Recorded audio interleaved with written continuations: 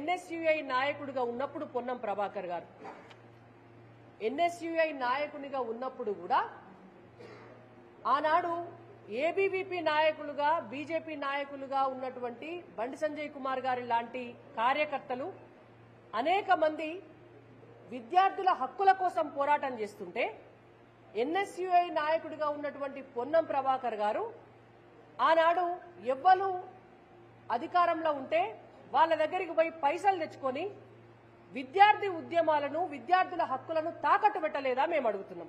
ఈ చర్చ కరీంనగర్ మొత్తం ఉంది. ఎన్ఎస్యుఐ నాయకుడిగా పొన్నం ప్రభాకర్ గారు దొరికిన కాడికి పైసలు వసూలు చేసుకుని 5,000 10,000 కూడా జేబులో పెట్టుకున్నటువంటి విద్యార్థి నాయకుడు అని కాదా? సమాధానం చెప్పండి. ఇది మీ చరిత్ర, ఇది మీ నేపథ్యం, ఇది మీ పార్టీకి మీకు ఉన్నటువంటి మీ క్యారెక్టర్. ఇవన్నీ మీ కింద పెట్టుకొని ఇవన్నీ మీ వెనక పెట్టుకొని మీరు ఎదిగినటువంటి తీరు, మీ రాజకీయ ప్రస్థానం, మీరు చేసినటువంటి పనులు, మీరు చేస్తున్నటువంటి పనులు ఇవి.